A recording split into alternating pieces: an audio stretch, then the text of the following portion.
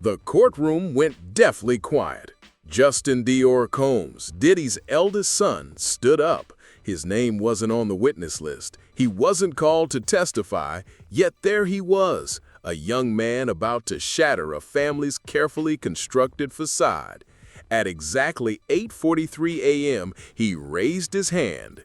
What followed would send shockwaves through the trial, the media, and the entire world.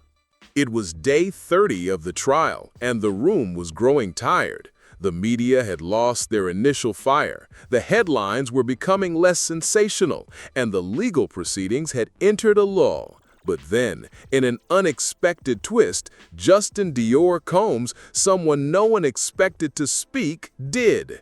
He hadn't been summoned, he wasn't prepped, but with a trembling voice, he asked for permission to speak. What he said next would haunt everyone in that room. In just a few sentences, Justin began to unravel a family secret so dark, so chilling, that even Diddy, sitting just feet away, couldn't keep his composure. "The night of my 17th birthday," he began, and in that moment, everything changed. A family betrayal. Justin's voice wavered as he spoke, but the words he unleashed carried the weight of years of silence. No one had prepared for what he was about to say. He wasn't a scheduled witness, not a victim, not a stranger with a vendetta. He was a son who had grown up in the shadow of his father's empire. And now, in front of the world, he was about to expose a truth so raw, so devastating, that it would shake the very foundation of everything Diddy had built. It started simply with a date, the night of my 17th birthday. For a moment, the courtroom held its breath. No one spoke, no one moved. Everyone was gripped by the anticipation of what Justin was about to reveal. His father, the man once viewed as untouchable, the mogul who had dominated the music industry, was now being pulled into a web of accusations no one saw coming. What followed wasn't a typical testimony, filled with legal jargon or police reports. It was personal. It was visceral. Justin didn't need to spell out every detail to make the room tremble. He painted a picture, a chilling image of a room where power, secrecy, and control ruled the day. He called that room the real VIP, he said. The words hung in the air, haunting in their simplicity. There were no cameras, no phones, just older men and blindfolded girls. The implications were clear. Justin didn't need to elaborate. His calm, steady tone contrasted sharply with the gravity of what he was saying. The audience didn't need to know specifics. What they felt was the weight of the unspoken, the suffocating silence around what really took place behind closed doors. As Justin continued, the courtroom didn't dare to react. Diddy's face was unreadable, but his clenched fists and pale knuckles betrayed the anger bubbling just beneath the surface. He didn't scream, he didn't throw anything, but his control was slipping. His empire, his reputation, was beginning to crumble in real time, all because of a son willing to step into the light and speak his truth. The courtroom fell into an unnatural stillness. No questions, no objections, just the deafening silence of a family torn apart by the secrets that had been buried for too long. The real VIP room. Justin didn't linger on details. He didn't need to. The words he chose painted a picture so chilling that the room could almost feel the weight of the silence. There were no cameras, no phones, he said, his voice steady, but laced with the echoes of memories he could barely contain. Just older men and blindfolded girls. The simple, horrifying imagery was enough to send a shiver through anyone listening. No acts were described in explicit detail, no accusations were laid bare. But it was the absence of those details that made the impact even more profound. What Justin was implying, without saying outright, was far worse than anything that could be plainly stated. His words revealed a room where power was currency and morality was locked outside the door. It was a space where the very concept of right and wrong had been warped beyond recognition. The court sat still, absorbing each word, yet no one dared ask a question. There was no follow-up, no challenge, just an oppressive silence, broken only by the faint sounds of Justin's voice. His calm, collected tone made it all the more chilling. The lack of specifics only left room for the mind to fill in the gaps, and what filled those gaps was nothing short of terrifying. A woman in the audience covered her mouth. An elderly man stood up abruptly, clearly disturbed, while a senior news producer quietly messaged, "Pause the clip. This exceeds broadcast standards." The weight of Justin's statement wasn't lost on anyone. This wasn't just about one man's actions. It was about a system built on secrecy and power, where the people who enabled it had remained silent for years. As Justin described the room, he left one detail out: the names. The names of the people involved. Who were they? How many had been part of these secretive gatherings? And most haunting of all, who were the blindfolded girls and what had been done to them? His words raised more questions than they answered, but that was the point. The silence in the room wasn't just about the shock of hearing something so dark. It was the recognition of just how much had been concealed, how many had turned a blind eye, and how deeply embedded these secretive actions were in the fabric of power. No one had dared expose it before, but now, in front of the entire nation, a son was doing exactly that, dismantling the carefully curated image of his father. And just when it seemed the court might process what had been said, Justin added one more line that would freeze everyone in place. "I was brought there to learn." That phrase, "the circle," was all it took. No further explanation was needed. The room knew exactly what Justin was referring to, a term so innocuous, yet its implications were terrifying. It was the kind of phrase that no one wanted to explore further, because the more you uncovered, the harder it became to live with. The locked cabinet. The courtroom remained thick with tension as Justin's testimony took a sudden and unsettling turn. What had started with chilling recollections of a secret room now led to something even more dangerous, a physical, hidden world. Justin spoke of an old cabinet in his father's private residence, a piece of furniture that had never appeared in any legal records, not in the search documents, and certainly not in the house's blueprints. A cabinet, just a simple cabinet, yet what it contained, or what it might contain, was enough to make the entire court stop breathing. "I wasn't planning to open it," Justin continued, his voice betraying a flicker of hesitation. "I was just looking for a jacket, but the key was already there, tucked into the groove of the wood." He paused, letting the silence fill the gap. It was a moment so simple, so seemingly ordinary, but when Justin twisted the key and the door creaked open, the world as the courtroom knew it began to shift. Inside, he described, was a collection of things that, to him, represented a part of his father's hidden life, the life that the public and the law had never seen. CDs, hard drives, plastic boxes, and even an old model camcorder. No one in the courtroom dared to interrupt. No one needed to. Justin's words spoke louder than any objections. What was in that cabinet? Why had it been so carefully hidden? What were the items inside, and what did they reveal about Diddy's world? It wasn't just the items themselves that sent chills through everyone. It was the knowledge that they had been kept away from the eyes of investigators, the press, and even his own son until now. When Justin mentioned the camcorder, the courtroom collectively tensed.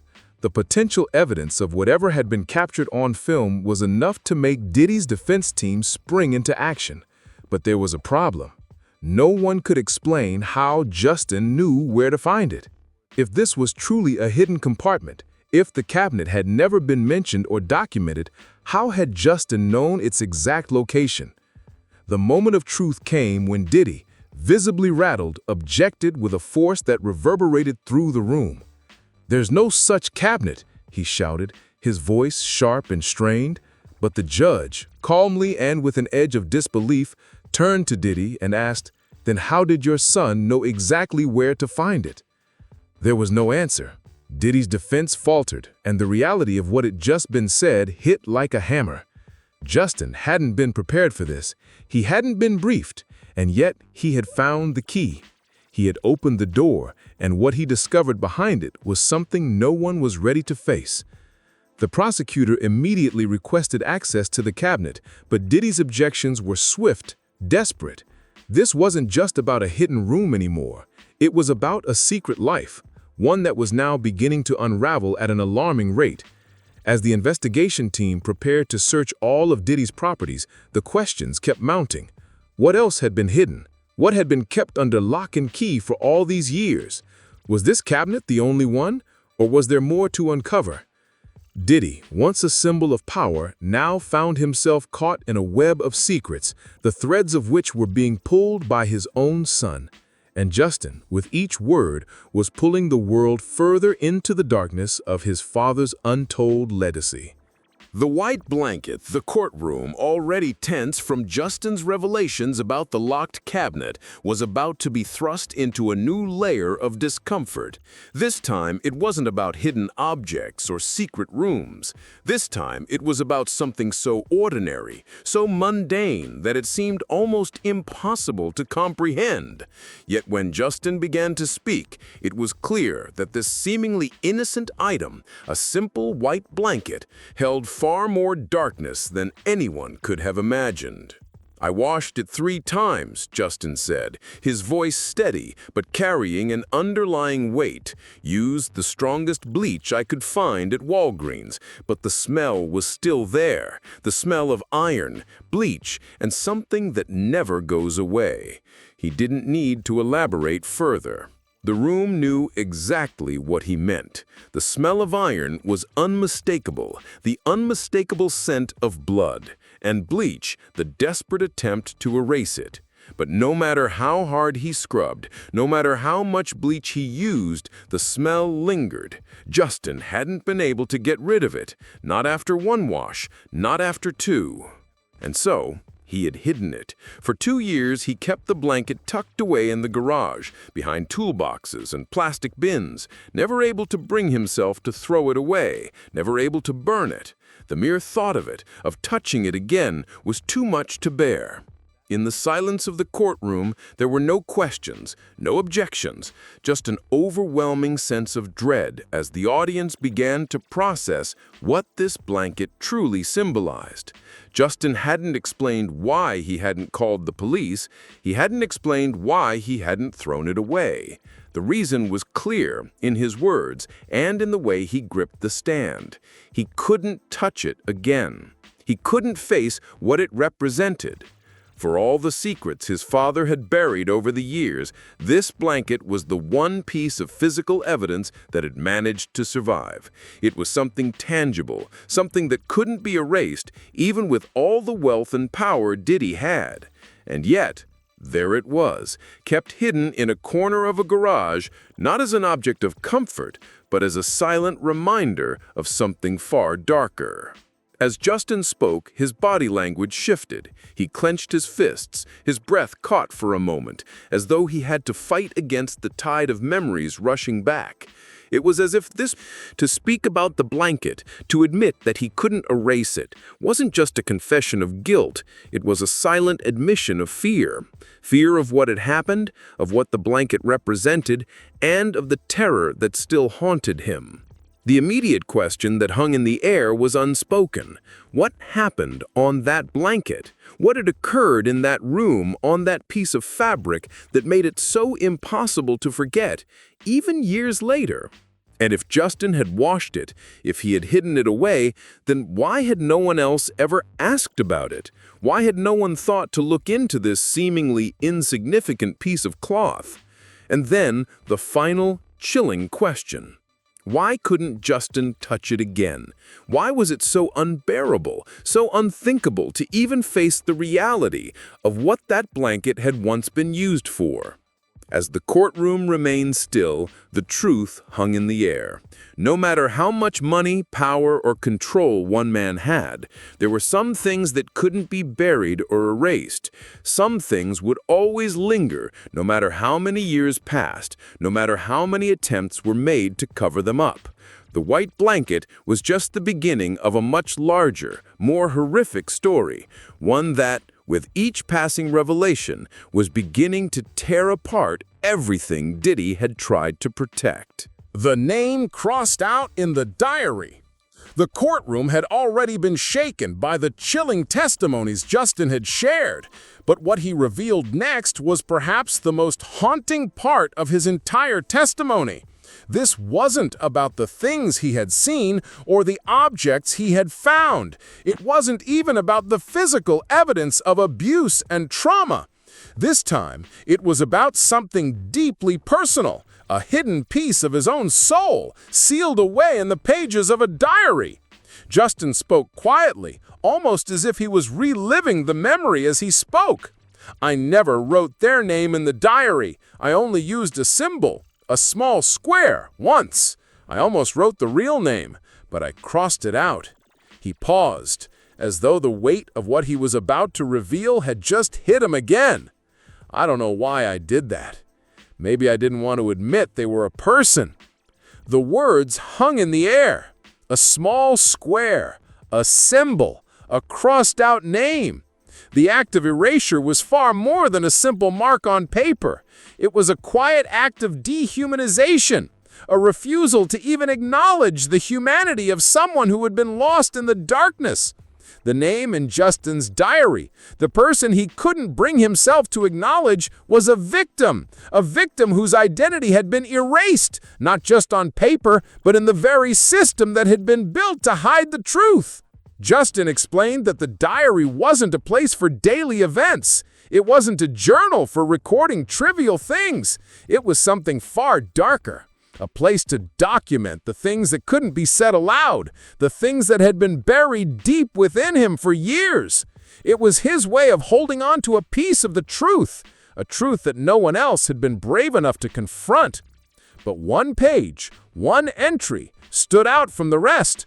Late one night, after an event Justin could never fully erase from his mind, he wrote down a single line. They lay on the floor for nearly 12 minutes, completely motionless. Beneath that, he had drawn a small square symbol. The prosecutor in the room was the first to ask what everyone had been thinking. "Why didn't you write the victim's name?" Justin's response was simple, but devastating. "I didn't dare." He couldn't bring himself to write their name, not because he didn't know it, but because he couldn't face it. This was someone who had been reduced to nothing more than a symbol, a faceless number. In Justin's world, there were no names. There was only a number, only symbols to mask the identities of the victims that had been erased, forgotten, and silenced. As Justin spoke, the gravity of his words was undeniable. It wasn't just about one victim. It was about a system of dehumanization. It was about how, when the powerful are allowed to hide behind their wealth and influence, they turn human lives into mere numbers, into symbols to be ignored, to be buried. When Justin said he couldn't bring himself to name the victim, he was telling the court more than just a personal story. He was revealing the systematic erasure of people who had been caught in the machine of power and whose lives had been reduced to nothing more than a square on a page. The room was still. The air was thick with the realization of how much had been hidden, how many people had been lost, and how few had ever dared to speak their names. The symbol in Justin's diary was a haunting reminder of a truth that had been buried so deep that even the son of the man who created it couldn't face it. And with each word he spoke, the walls that had once protected Diddy's empire were crumbling. The facade of untouchable power was fading, piece by piece, replaced by the reality of a family's darkest secrets. And then the chilling thought hit. How many others were there? How many victims had their names erased? How many others had been reduced to nothing more than a number, a symbol, never to be acknowledged? With each revelation, Justin was dismantling the very structure that had allowed this system to exist for so long. The hunting Knox. Justin's testimony, already filled with unimaginable revelations, took another dark turn as he began to speak of something far more intangible, the lingering effects of trauma, the psychological toll that would haunt him long after the events he described. The courtroom, once stiff with tension, now felt heavy with a new kind of dread. This wasn't about physical evidence, not about hidden rooms or locked cabinets anymore. This time, it was about the slow, insidious decay of a mind forced to carry a burden far too heavy for anyone to bear. "I still hear the knocks," Justin began, his voice quieter now, as if the very act of speaking about it brought the sensation back. Not inside the house, inside my head. 3 times, every single night, exactly at 3:17 a.m. The room seemed to freeze. The intensity of his words wasn't lost on anyone.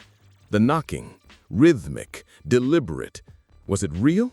Was it a product of his mind unraveling under the weight of the secrets he had carried for so long? The question swirled, but Justin's calm tone made it clear. This wasn't just a hallucination.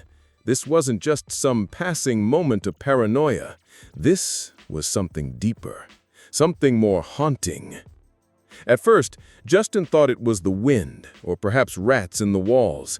But when the knocks came every night, at the same time, the same rhythm, 3 soft taps spaced evenly, he began to take note. 3:17 a.m. Exactly. Night after night. He even wrote it down.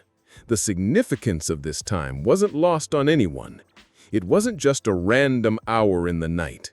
It was the hour when everything else seemed to stop. The world outside quieted, and the mind could no longer distract itself from the things buried deep within. It was as if at that exact moment, Justin's mind couldn't escape the memory of what he had witnessed, what he had endured. And what made it worse was the thought that he believed the knocks weren't random.